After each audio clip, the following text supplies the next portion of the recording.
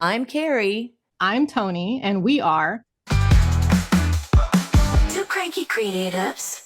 This podcast is brought to you by the Graphics Gang, our online community you can find at patreon.com/graphics gang. Paid members can also watch many of the unedited podcast video recordings.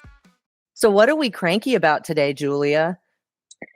I'm cranky about the devaluation of art and artists, despite how important we actually are to society. Yeah, Love that that. makes me super cranky too on a regular basis. And today, by the way, we are with Julia Berry from UpRoot Design Studio. And I will go ahead and let you introduce yourself, Julia. All right. I am an artist of many different stripes. I do graphic design, illustration, composition, you name it, crafts. I like making stuff. And I am very much into helping the environment and social justice issues. So most of my work is geared towards that. UpRoot Design Studio sells sustainable home garden and wellness goods. And we also do education and community building. I'm starting up a online community for green living called the Sustainable Superhero Society. So that's kind of what's keeping me busy these days. Awesome. That all sounds really cool. Yeah, it is. And I love that you focus on the environment too, because I think not enough people in general do. And the fact that you're able to use your art for good, for something good like that is really nice. So speaking of art, yeah, you are cranky about the same thing that I think Toni and I are cranky about on a pretty regular basis. It's something I feel like we run into all the time, the general devaluation of art because it's everywhere. Yeah. Yeah. Yeah. And taking that even just a step further within the art community, the devaluation of surface pattern design. Oh, yeah. So, yeah. Yep. Define artists that go, you're a graphic designer. You're not a real artist. You're a commercial artist. Exactly. Or they go, what's surface pattern design? Right? Yeah. Right. Or digital versus real. Right. Right. Oh, and let me share, like, there was, I'm not on Facebook very much anymore, but there was a community that I was a part of. It was free reference photos for artists, I think is what it was called. I don't remember the exact name anymore, but the whole idea was you had all these photographers. They were putting up their photos and you could use them however you wanted, so long as you credited them when you shared it on Facebook. They had lots of great, cool photos. And then somewhere, I want to say, I quit the group maybe 2 years ago because they disallowed any use of digital art. So if you didn't do it analog, you weren't allowed to use their photos. And wait, so What they was the had to reason? have physical, like they had to use like enlargers and stuff like that? Well, like you had to, like if you were going to, like say they had a photo of an owl, if I wanted to paint that owl, use it as a reference, I had to do it analog. I had to do it on a canvas. I had to do it, sketch it on paper. Your I had output to do, had to be what? analog. Yep. And I was just like, all right, I'm out. Bye. Wait, so that just is crazy to me. So they were giving you these resources, but then they're telling you what you can do with them. Oh my God. Yep. That's And I was weird. because digital art wasn't real. And I was just like, all right, I'm not taking on this fight and bye. What did it have anything to do with concerns about like that the original art was digital? Sorry, my dog's being a pill. Here he is. Hey, Kobe. No, they did not make anything clear. The post that the admin gave, at least as I remember it, because again, this was a couple of years ago now, was simply that your output had to be analog art. Yeah, that does seem to infer like that's more real in some way. Yeah. Right. Yeah. Yeah. And I think it's funny too, because like Procreate, to me, I feel like can look so real. Sometimes you can't tell the difference. I really can't tell the difference. And yet there is a camp of people that seems to feel like, look, if you didn't physically put this on a piece of paper with your own hand, then it's still digital. I've noticed a lot of like sites where you sell patterns. Like I can't think of any right now, but where they have a category for digital art separately from pattern design. or like Mm. illustrations, they have categories that are separated out. And I'm like, just because it was done digitally, that's just a tool. Mm-hmm. I mean, are you going I to could ask me see if my like pencil is made AI of being, graphite? Yeah. Yeah. Well, I could see even AI being separated out if it's fully AI generated, but like even that gets really tricky because I feel like, some artists might use that as a tool and incorporate it, but that's totally different than if it's, completely machine generated as like a topic. If right. you Yeah. want to know, did a person have a hand in this? Like that's definitely getting to be more of a gray area. I wonder if it's Yeah. just going to be like digital photography. I think it took. I remember my daughter was born in 2000, so right around then I bought my first digital camera, and the discussion was happening about whether it was real or not because it wasn't, Right. 35 millimeter and all that other stuff. And now nobody blinks at it. So maybe it's just a thing that we haven't had enough time in with like tools like Procreate and stuff. I don't know. Photoshop's been around forever, so who Yeah. knows? Yeah. Yeah, that was I don't know. definitely a thing when Photoshop came out. Like, oh, if you're changing your photo after you've taken it, then it isn't real and it isn't art. And when people first started doing photography, that was like, well, that's not, you haven't created anything. You've just snapped the scene. So, yeah, I feel like every time a new tool or software or piece of equipment comes out, this is the kind of reaction. And then people just get used to it and it becomes like part of the realm of what we consider tools that artists use, Yeah. you know. Yeah. Yeah. And that comes down to the thing too, is like when someone quote unquote owns a piece of art because they made it. I remember, and this rule is not, according to my copyright attorney, this rule is not something you can adhere to and be confident that you're okay. But for years, people are like, oh, if it's changed by 70% or something like that, if you've changed it yourself, then you've made it. So it's not the original art. But it's like, creation, the idea of creating art and who created it, what tool you use is such a gray area still. And then of course, AI is just kind of muddying the waters. But that's kind of, I guess, part of the problem is like, art in general is devalued because there are so many tools out there and they're so available to everybody. Canva, you name it. Yeah. Yeah. Well, I mean, I think there's that. There's like, I like the dilution of it because you have all these tools for people who have and I'm not going to say have no talent because it's not about that, but have like no desire to learn to be an artist and they just need a tool to make a quick flyer or a graphic or a logo or whatever. And you have that. But I think there's also the pervasiveness of art in a way that it is so taken for granted. Yes. Right. Right. And so I think it's like those dual prongs or whatever to the discussion.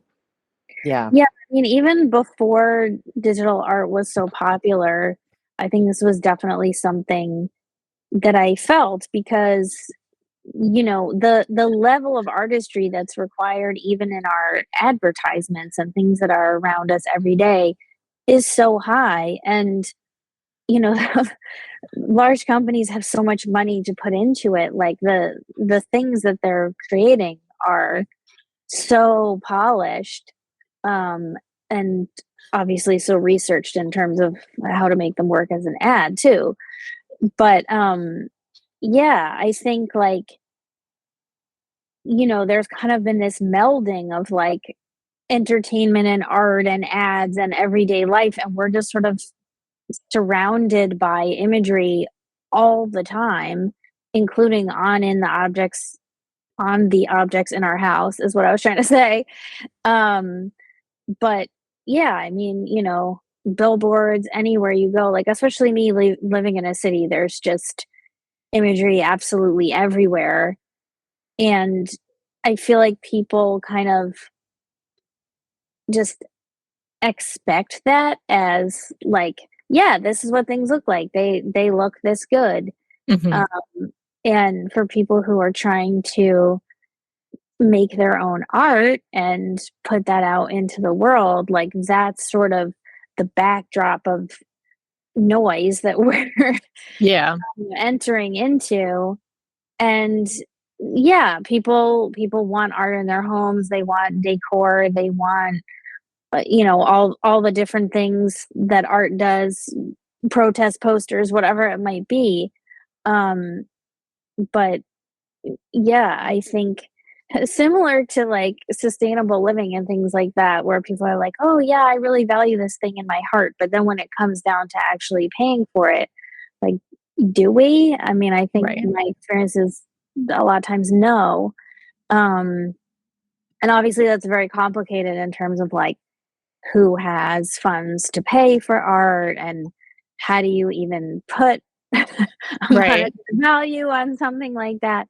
But yeah, like as the three of us who are making it happen as artists by doing 1,000,005 different things, that's definitely something I feel cranky about. And I mean, I've experienced that like as a musician too, where like when you do a gig, you're responsible for bringing all the people in the door so the venue can make money off the drinks, like Right. it always comes down to the artist wearing 8,000 hats and trying to kind of cut through the noise and be like, my thing is valuable because, and Right. I'm really tired of having to do that. I think one of the things that's also kind of, and you kind of alluded to it just now, Julia, is like being an art collector or like buying art and having, at some level, they've made it an elite activity. Like Yeah. I remember I was in San Diego and I walked into this little gallery and they happened to have a bunch of originals from like my favorite artist, a man named Fabio Napoleoni. And he did a Disney like mashup, right? He's like, I don't know, he's like connected to Disney. And so like I'm a big Pooh fan. But so I wanted this so bad. This original, my favorite artist, original. It's got Winnie the Pooh, classic Pooh at that, like all this. But it was $800. And I was like, yeah, can't do that. That's like mortgage payment right there, dude. Can't do it. And he's trying to talk me into layaway and he's trying to talk me into all this stuff. And I'm like, I cannot do that right now. I can do this $50 print over here. So like, we'll get with that. You know what I'm saying? But so like, even in that, it's out of the reach of the masses, right? Yeah. I can buy the print, but I couldn't get the original, you know? And so like that, I think that's also like, it's destructive in a way, because if we could all collect art, I think maybe there'd be more of an appreciation, and prints are fine. Don't get me wrong. I'm not trying to negate prints, but Yeah. There's an artist. I actually love his art. He's a little unusual. He's on Instagram. It's Eddie Gangland. I don't know if you guys have ever heard of him, but he trades his art. So he's an artist and he paints, but he wants to collect art. And so he just trades his art with other artists because he can't afford it either because he's an artist. But he's like, but I'll trade with you. And he's become pretty well known. So his stuff is like a good investment. But yeah, it's really interesting. Well, and just how we value art in general. I don't know if you guys have ever heard of, I watch a lot of BBC. There's a show called Fake or Fortune. But isn't it crazy how like a little tiny sketch from somebody who has a name is worth so much more just because of the name than a giant elaborate triptych painted by somebody who not even maybe is a nobody, but isn't as well known. Yeah. We just, our values are based on money a lot of the time, or name recognition, which means money in the long run. I think it's also important to point out that many of these people with the name recognition now had none of that while they were alive. Right. Like, it's like you got to die before people appreciate. I know. I always wish I could go back and be like, Van Gogh, you're the guy now. Like I wish they could know somehow. I know. Yeah. Isn't that like just such a testament to like the struggle of artists? Is the only way to really become famous is to die. Right. It kind of says a lot. I think it's like that's how long it takes. For if it's gonna happen, it takes more than a lifetime's worth for it to happen. It's so true. So true. I think part of it though too, and I'd love to hear y'all's opinions on this. We live, at least here in America, or the United States, I should say, we have this producer mentality, right? Like if you're not producing or you're not, and something along those lines, like there's no real value to it. And I don't know about you all, but here in Kansas, they've been cutting funding for art. And like just recently here in Wichita, they cut funding again. And so a bunch of grants that were available for aren't available anymore. And I just think that's like really sad because no one's thinking about how art contributes to the production, right? Like, like at some level, all those, there's an artist attached to something somewhere, even if it's the marketing, right? So like Tesla has an artist somewhere to do their ad copy, you know what I'm saying?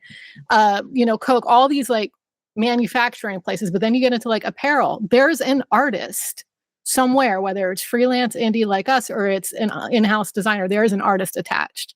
And people just they look past it. But if it was gone, like they can't even relate to the concept of what if it was gone. Yeah. Mm-hmm. Yeah. Well, yeah, it's like you have, let's say you have a duvet on your bed. I remember the first time I was a graphic designer and painter who went to art school, and I still didn't make a connection. Even as somebody who was educated, one day I was looking at my duvet cover and I noticed an anchor point that was wonky that I said, wait a minute, that looks like Illustrator. I almost wanted to fix it instinctively. And I'm like, oh my God, somebody designed this in Adobe Illustrator. And it like just hit me. And I'm like, and that's me coming from an art background. But think about if the only duvet covers available were just white or gray and there were no patterns out there, life would be dull and boring and drab. But yeah, I mean, we would all miss it.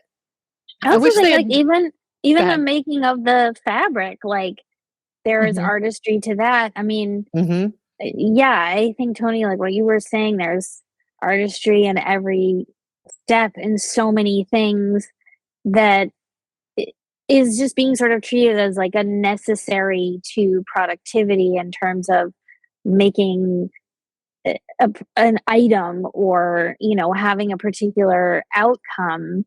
And yeah, like sort of the value of the artistry and creativity that's being put in there that even goes into product design and all those different steps, like that seems really invisible.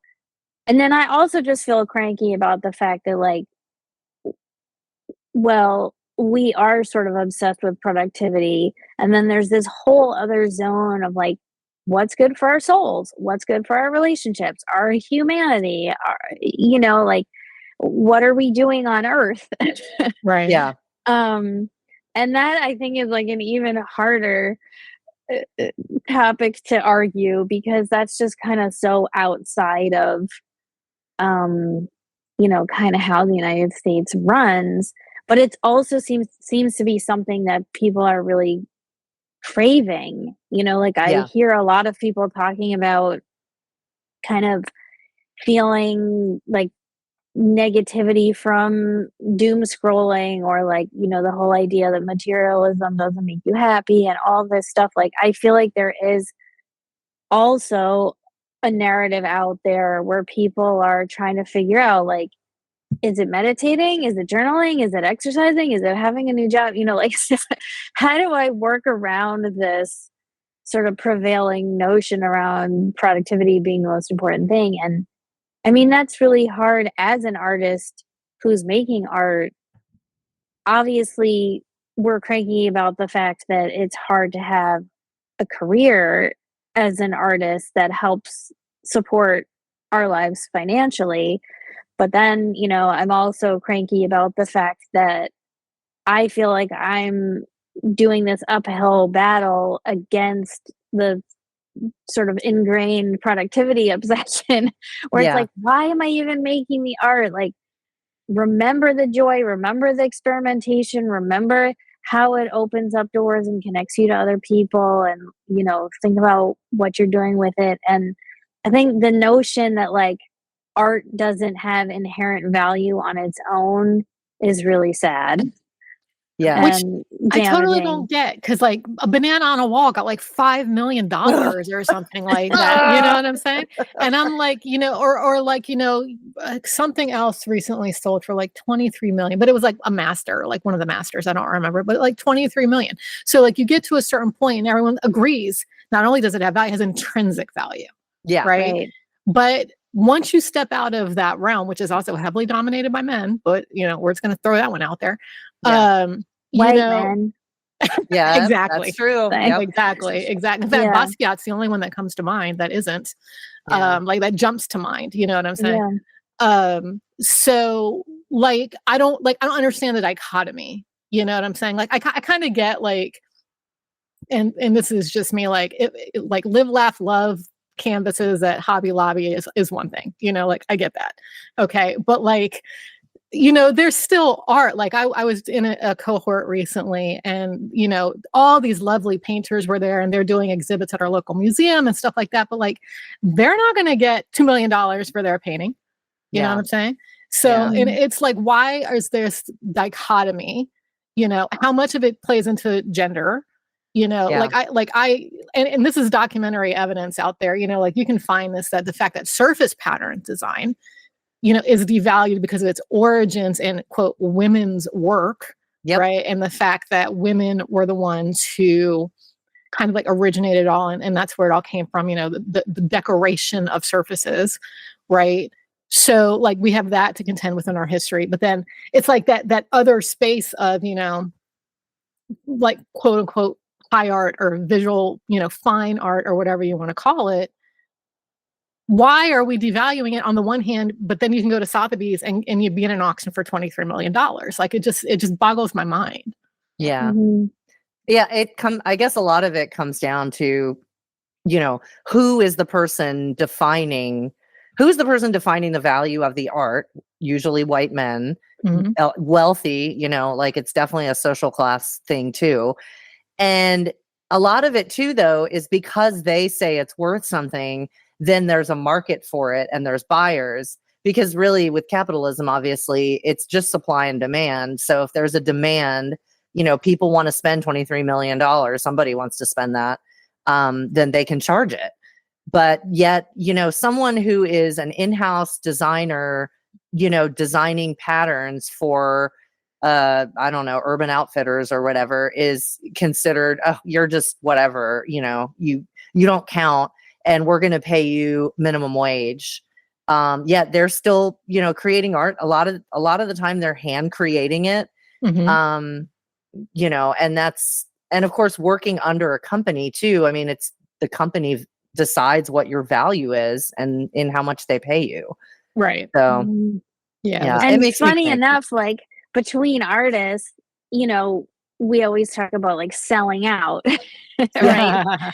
So I think like that's kind of our way of trying to give like a spiritual value or like some other non-monetary kind of value to the things we do that don't get valued monetarily. It's like, well, at least I didn't sell out. Right. You know what I mean? And it's tough. Like we have to support ourselves, and there's different ways we can use our creativity, and other people can pay us for that skill. And who's to say selling out? I sort of like, I hope I never have to make a Christmas album. That's like your music album. That's yeah. That's the one thing I'm like, okay, that then you would really know like I needed the cash. But I mean, I think like all of this stuff is kind of just on a spectrum of like, who are you doing it for and why are you doing it? And it's hard to change the system that you're operating in while you're operating in it. And I think a lot of the kind of luxury market around art collecting that you were talking about, I mean, obviously that has really historical roots, and it's feeling like weirder and weirder to me. Yeah. Like in this day and age, yes, for sure. Yeah, sort of mismatching. But at the same time, like it really mirrors what has happened with entertainment in terms of whoever is famous all of a sudden, whatever goes into celebrity or whatever goes into making fashion icons as opposed to someone who's just sewing something in their basement. I feel like that contributes to other people wanting to be in on what's popular and what's good and status and all these things that they can feel good about for themselves and stuff like that. And at the same time, I'm like, well, I'm glad there's people out there who are buying art and new art too, even if it's super crazy expensive. I once had a mentor who said, if you find yourself being jealous of other artists, ask yourself why. Like, what do they have or what are they doing that you wish that you were doing, and how could you work towards that, rather than sort of like cutting down other artists' success. That's like a red flag of like, well, why am I cranky about this? Right. Right. Yeah. Yeah. Yeah. If all of our work could be sold for thousands of dollars, that would be amazing.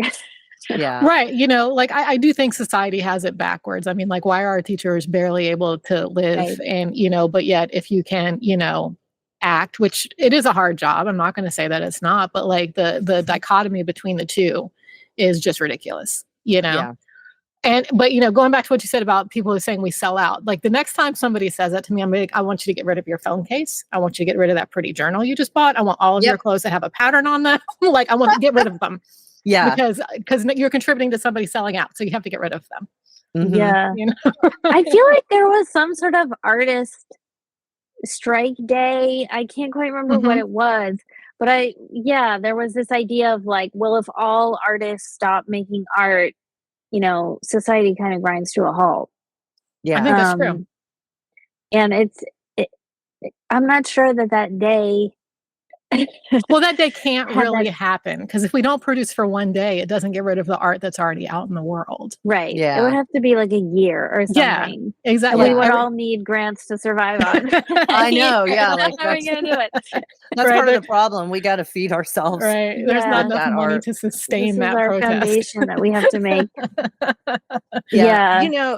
Speaking of selling out, it's funny because when we're talking about the invisibility of art, it's like we see it everywhere, so you don't see it. Just like if you drive home and you don't remember your drive because you've just done it so many times, it's just, your brain just gets used to things. When I worked in film, I was a graphic designer in the film industry. I designed props and like signage and the graphics, but I always used to make the joke, my stuff is the stuff in the background that's blurry behind the actors. But the rule was it can't stand out too much.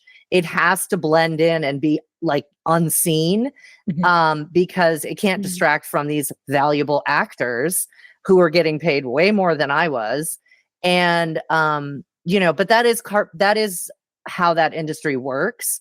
And of course, you don't want to, if you're watching, imagine, I'm sure this has happened to you guys when you're watching something and there's art on the wall and you're like, what is that? Or like, you can't make out what it is. That's bad. They did a bad job, because it's supposed to be part of the story to make it look real, but that's it. But I always had to walk that like fine line, which is part of the reason that even though I loved what I did, it was really fun. And I loved being part of the film industry because I love movies. I was so happy to leave because I thought, finally, I don't have to make the blurry stuff that's in the background. And I felt like I was selling out for such a long time. But then, of course, now, I don't have the health insurance. I don't have, because I was in the film union and everything. Yeah. So there's a trade-off because I don't have the income that I did when I did that. So that was valued, though. Yeah. What you just said brought to mind. Are you all familiar with the thought exercise about the janitor and the surgeon? No. So there's a thought exercise, and it's basically just to spark debate. But the question is, who's more important, the janitor that cleans the OR or the surgeon that performs the surgery? Right. And I think that in a lot of ways, when you come down to like surface design and commercial art versus fine art, it's kind of like the same thing. Because I have always held the stance that you can't decide who's more valuable, because if the janitor doesn't do his job, the OR is not clean, which is going to kill the patient. Yeah. Right. So like they're intrinsic, they're symbiotic to each other. Right. And I think that's true because art is art. And when we do what we do, if we do it well, even if you stop paying attention to that phone case you bought, but you bought because it was pretty and it made you happy, it's still pretty and making you happy every time you pick it up. Yeah. Right. So yes, I am attempting to beautify things and I'm trying to bring a beautiful aesthetic to things, but I like to think that the work I do creates joy. And as long as it creates joy, I'm good with it. And I think and I know I have an art collection. It's mostly, things I pick up at estate sales and lots of stuff from Goodwill. People give up great stuff to thrift stores and like local artists. But I love to look at my art on the walls, and I have a lot of Star Trek stuff on my walls. But I'm dedicated to Spock and Captain Sisko. Like I got a whole wall. Nice. Leonard Nimoy, right? Yes, even though I do like the new Spock, Ethan. Zachary Quinto, I can kind of take or leave. Oh, he's amazing. But like the new Spock, I'm down with. But Leonard Nimoy was my first husband. I was all about I love him. He's amazing. I was so sad when he died. I know, me too. The documentary is amazing though. Did you see it? Yep. The one from his son. Yeah. Yes. It was so sad, but so amazing. Also, I loved him from In Search Of too, though. Oh, yes, absolutely. Absolutely. Anything with Nimoy, I was totally down for it. So did you watch that, Julia? Did you ever watch In Search Of? I didn't, but I'm just sitting here thinking about like, okay, so here are people who made like a creative, fantastical story that is an allegory about our society that makes us feel things and get attached to the characters and think about our own lives and our humanity. And just, you guys just lit up like that talking about it, and it's like, we feel like it's ours. Like you have pictures of these guys on your wall and it's part of our lives and it's like personal to who we are and everything. And I mean, it doesn't matter whether you're talking about dance or painting or whatever. Like, all of these things like serve that purpose. So, even though I have never seen this documentary, I'm like, I get what's happening in your emotions and your faces and everything, and that's what it made me think of. Was like, wow, this is just underscoring what we're talking about. Yeah, exactly. Yeah, that's true. I mean, and it does broaden the definition of art. I mean, I think in our discussion, it's been a lot about visual art, but like art goes so much further than that. I mean, like I had a friend on Facebook recently, was like, she's a musician, she's a local singer. I'm like her personal groupie. And, she posted this thing like, tell me your favorite song and why, and I'm going to go listen to it. And so I gave her 2 songs and I'm like, these songs changed my life. Same artist. They came at a point and like, I don't know if there's that movie, I think Blinded by the Light, I think it's called, where the guy, it's like the true story of that guy that was like so fascinated by Springsteen. He went to like all of his concerts and like Springsteen's music like totally changed his life. And it's a true story. And at the very end, you see pictures of him with Springsteen, right?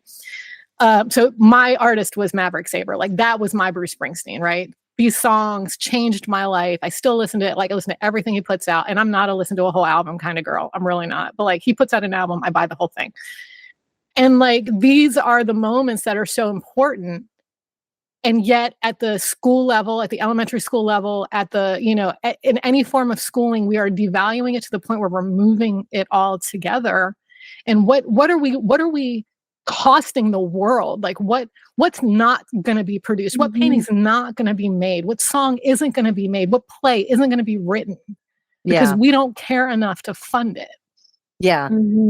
Yeah. And it makes me cranky that I see a lot of artists, and sometimes I do the same thing too, that like want to create art and then get on Instagram and then are like, forget it. I'll never make anything this good, as this other person that I'm jealous of. And then they just don't make it, or, they move on to something else.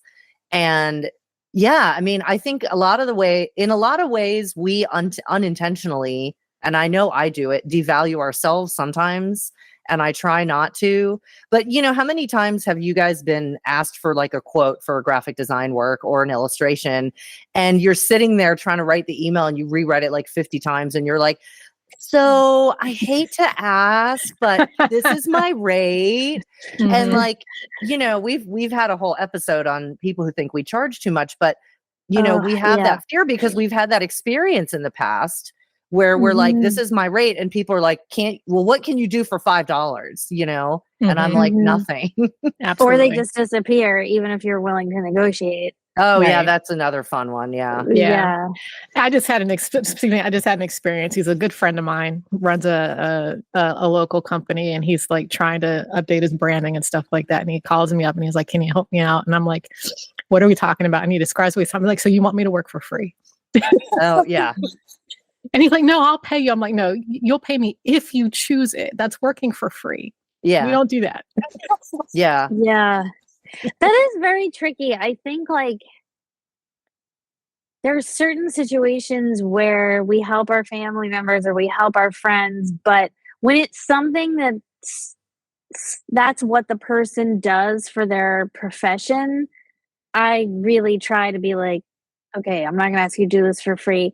Carrie, like you were saying before, a lot of times I'll do barter, which Yeah. is such a great way of kind of Well, getting you and I around. bartered. Yeah, I We loved wrote it. It a was song great. for my first Mhm. Skillshare class, which I love and I still use all the time. Mhm. And I traded some Adobe Illustrator training, which I hope was helpful. I don't know. It was amazing. I mean, I had tried to use Illustrator so many times and just I would forget what I learned and I couldn't figure it out. And I think that's also kind of the magic about bartering is you can sort of do these things over time too. And that helps if you're learning something new, it helps it stick. And yeah, whereas if you're paying, you're like, okay, I'll just do one lesson and then I'll try to do it myself. Or, you know? Yeah. So yeah, Barter's a great way to go. very, Yeah. very into bartering. I've But done you that know myself. Yeah. that doesn't work for everything, but at least that's Yeah. You know, gotten you far. a friend of mine's a wedding planner, and she was telling me about how, like, a lot of times people who are friends like want her to want her to plan their wedding for free. And I'm like, Oh, yeah. So like like I'm doing a vow renewal with my husband, right? And Yeah. so she and I were having drinks, and I was like, all right, look. I was like, I need some help with some brainstorming, but I can't hire you, but what can I do for you? It's like, what can I do for you? Right. Because, and she's like, no, the sheer, she was like, the fact that you even offered, she's like, whatever, let's just talk about like, what is it you need help with? You know what I'm saying? And so Right. like, and I just wanted her Making the opinion on some gesture things, really matters. Yeah. and so, and like, she gave me some feedback. It was great. That's what I needed. And I was able to roll with it. But, it's like, or like, always, I will go to somebody and say, what will you charge me to do? Right. And like sometimes they're like, I'm not gonna charge anything. I'm like, oh my God. yeah. And then I'll give people like a tip or give them a gift card or Mhm. something. But Yeah. yeah. A Yeah. plant or a lunch or some sort of gesture. Yeah. Absolutely. Exactly. I think that really goes a long way. I mean, obviously, like a sandwich doesn't pay your rent or whatever, but like we were talking about the feeling that what we do is so important and so necessary while being treated like it's completely unimportant and unnecessary.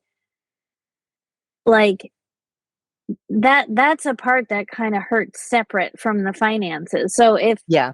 someone is asking you to do something, the fact that they're acknowledging that the thing that you do is of value to them and that's why they need your help and they love what you do and all that kind of stuff, like that makes a huge difference. I can see why your friend Toni was like, "Oh yeah, I'll just do it now that you said that," because it just sets this tone of, what you're doing matters to me and I see it. Yeah. Mhm. And that's a big part of it. Mhm. Like again, that doesn't pay the rent, but I feel like I don't know, maybe for me it's even like 50-50 or even more on that side of like when something is so important to humanity and that's just not recognized. I think, it's a long kind of lifetime of like punching back against that idea. Yeah. Mhm. Yeah. Well, that's kind of one of the reasons I think we wanted to create this podcast is Mhm. because we wanted to tell people, first of all, it is hard to do this and it will make you cranky. It makes us cranky, but that's okay. But we just want to keep reminding people because you have to remind yourself. I have to remind myself every day what I do is valuable. What I Mhm. do, especially when I do just like some decorative art, I'm like, yeah, but what difference is this making or whatever. I'm like, I'm creating art that makes people laugh and Mhm. or happy. And if it makes people laugh or it makes people's day better, then, that's valuable. Yeah. But even I mean, everyone has to remind themselves of that constantly, because if we don't, and we don't value ourselves, no one else is going to value us either. And I So, think that is a great place to kind of wrap this. and But- now, And now, now we do hot seat questions. Oh, okay. Yeah, so they're fun. Well, I have them on my phone here. Give me 1 second. All right. While you're looking that up, I just wanted to say about what Carrie just said. We do have to value ourselves, but also as artists, like valuing each other makes a really big difference. 100%. absolutely. Yes. 100%. Yeah, I agree. Okay, so Julia, what is your least favorite color? Ooh, probably like eggplant purple on its own. Nice. Which is like one of my favorites. Why? I'm waiting until I hit the age where I'm like purple everything, because I've noticed that this happens. Oh yeah, my mom loves purple. Yeah. I think that might be So- why I don't love it so much, but I don't know. Yeah, or maybe there was just like a trend in that generation. I don't know, but my husband and I have a joke about that. Like when I start wearing everything purple, he's gonna be like, "You're at that moment. It happens. He's like, should I start reserving like a nursing home room for you? No more scarves for you." Yeah, exactly. Yep. Hilarious. What is your least favorite drawing software?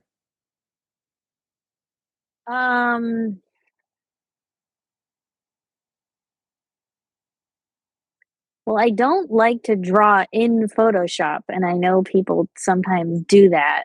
I find that to be difficult. And I never really got down with Fresco, although like I could see why. You are not the could. first person to say that, by the way, and I I am going to really second like that. wanted to love it, and just something about the brushes. I was like, I'm going back to Procreate. I don't know. Yeah, I Procreate tried is so much Fresco. more intuitive. It really is. I mean, And especially it just keeps getting better and better. So like if you hang Mhm. in there with it, it sort of rewards you. Every year they're like, we've fixed this thing you hate. right. Yeah. Exactly. And it remains approachable. I mean, it's still like what, $19 or something Yeah, like that? it's really affordable. I Yeah, really and it's a appreciate one-time that. fee, not a subscription, because I hate fucking subscriptions. So, Yes. all right. That's a different cranky episode. Yes. Oh yeah, we Yes. should do an episode on that. We really You're should. welcome to come back to Julia. I'm always down to complain about subscription, the new subscription model for every single thing. Right. Yes. Exactly. All right. Least favorite movie. Wow. I have to say, I haven't watched a movie in so long because I developed chronic migraine that I'm like, I can't even think of a movie that I liked, no less that I didn't like. I haven't seen anything in so long. I think, there was a movie we watched, The Lobster. Oh my god, I hate it. We thought it was cried. going to be like this arty thing, and I really wanted to like it. It is the only movie that I actually left the room, and the rest of the family watched it, but I was like, I can't take it anymore. I almost got up and left too. We were in our house though, so I was like, well, I'll just pause it. But it was I'm in charge of this. more gut-wrenching to me than watching Dancer in the Dark in the theater, which says a lot.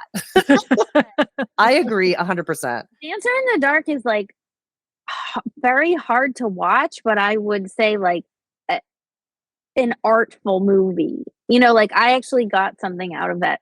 Then again, I was in college. If I had to watch that now, I would just be like, I can't take it. I'm getting more sensitive as I'm getting older. I don't know what that's about.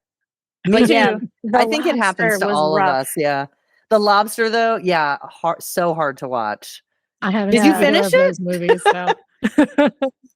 You didn't finish it? No, I never even knew what happened in the end. And then the next morning at breakfast, I was like, do we want to talk about the ending? Like, can you tell me the ending? And they were just like,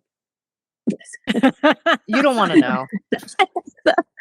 yeah, I walked away from that one. All right. Last one. Least favorite song. And you're a musician, so I'm very curious about this one. Oh no, this is a hard one.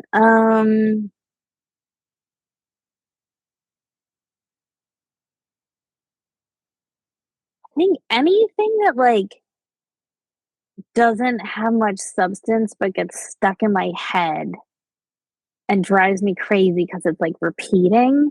I'm trying to think of an example of something like that, but I can like name a one for lot. me. That "Call Me Maybe" song. I hated that song. Oh God, yeah. And that does get stuck in your head. Stuck in your head, and it says nothing. Now that you said it, I can hear it. And now, thanks, Toni. Now I'm Yeah, gonna hear it when I'm asleep tonight. I get that little riff from Justin Bieber's "Sorry" stuck in my head, Oh but yeah. Oh yeah.